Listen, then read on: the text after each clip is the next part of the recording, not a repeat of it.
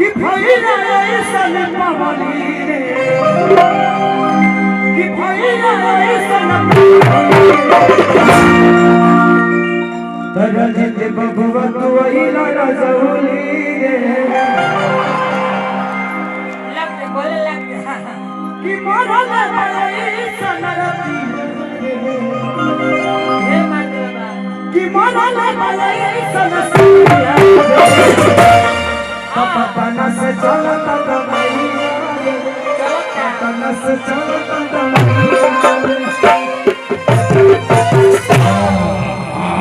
इस भाई का अगर इच्छा है तो केसारी को ये भाई मानते हैं और मैं इनको भी भाई मानता हूँ। और हर कलाकार को बड़ा होना चाहिए। आप लोगों ने जिस तरह केसारी को इतना प्यार आशीर्वाद दिया, मैं चाहूंगा कि इस बच्चे को भी उतना ही प्यार दीजिए ताकि आने वाला भविष्य और आपका मनोरंजन कराने का मसीहा बन जाए। एक ताली बजा के आशीर्वाद दीजिए। रंजीत का कहना कि भैया अपने मुंह से इसका गाना गाना है। ऐसे मैं किसी का गाना गाता नहीं, देखो हमारे लगे 5000 गाना हम दूसरे के कहाँ गए, लेकिन हमारे लिए ये भाई दूसरा नहीं है, मेरा भाई है। तो भाई का गाना गाने में मुझे कोई ज्यादा आपत्ति नहीं है। अब हो रुका, आज रंजीत डांस करेगा, नाचेगा रंजीत, आज नाचेगा बाबा, बाबा आज नाचेगा, आज सारे गवा हम भोजपुरी का पूरा टीम नाचेगा, तबला नाचेगी और नाचेगा। आजा कि मारा ले पाई सन सैया कि मारा ले पाई सन सैया से चलता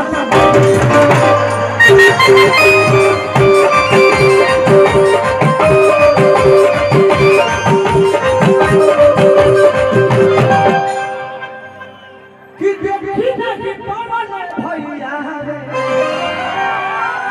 कि देखी ना कि पवन भैया से चलता दवाइया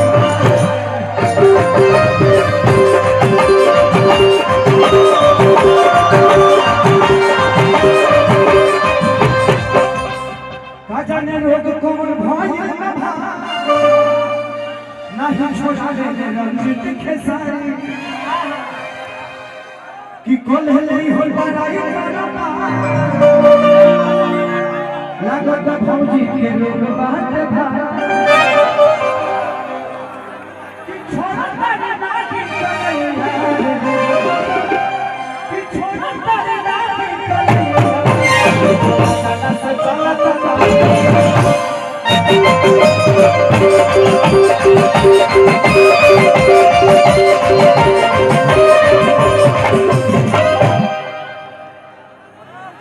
मंच को टूटने में ज्यादा वक्त नहीं लगने वाला है। आप लोग वहां बैठे कि छप्पर में भय परेशान वो भी तैयारी करते मारी के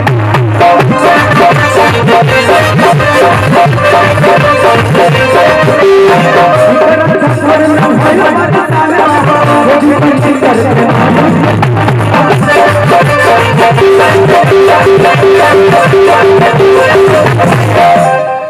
कि दूरा नहीं रात भपलैया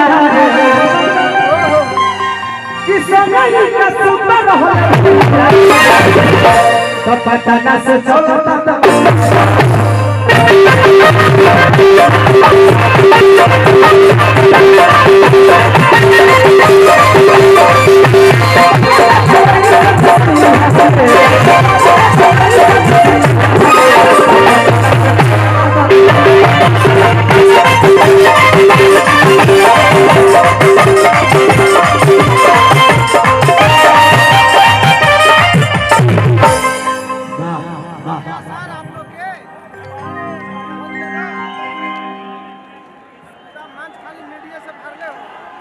कि केहू दुश्मन न होला ये भाई हित जैसा कि एगो छोट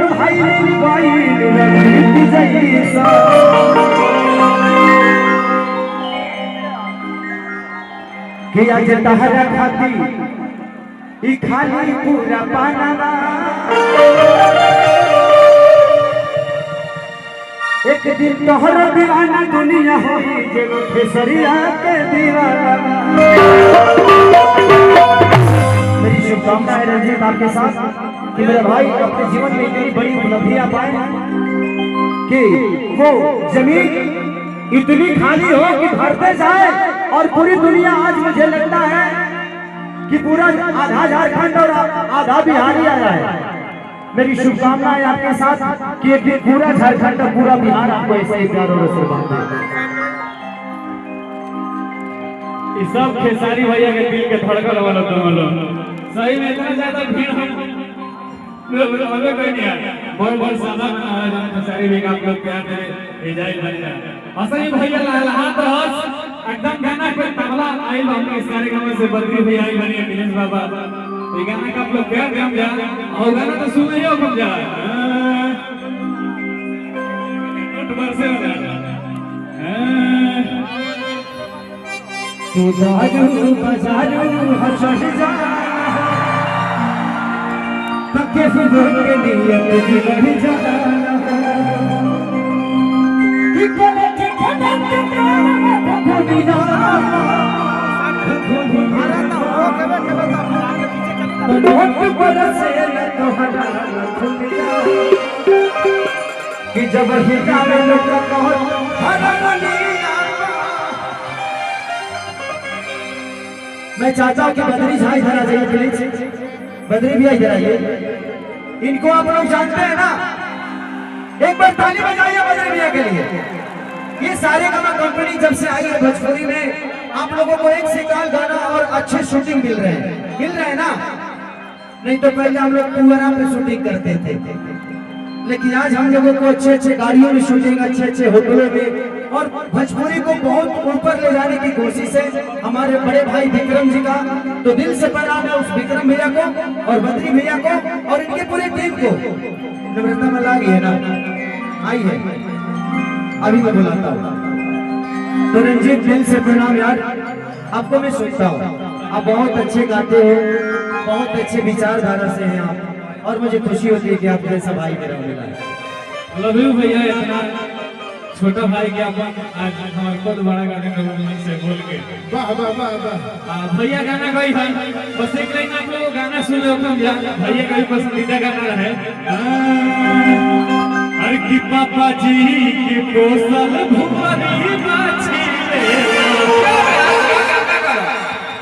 कि पापा जी के पोसल भुवरी बाछी एक बार तेरी हाथ उठाने चाहिए कैसे बनाई किया बाछी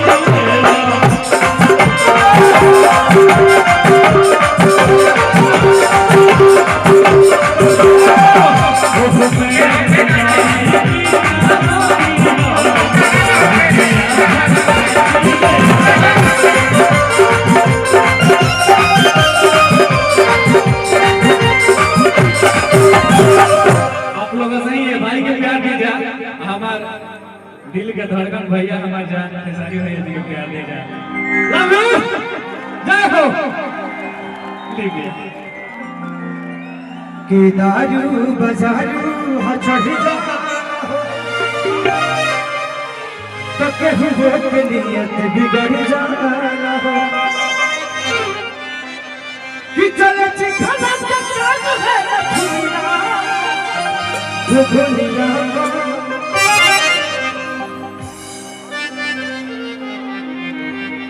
तनु तनु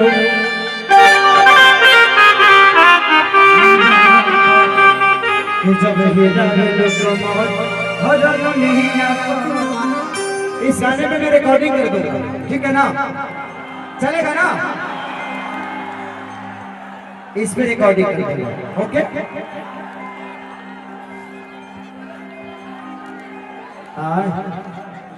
पेट बचाता तो पेट बचाता हाँ देखिए ना बता देखा कि दही के नदिया के लहरा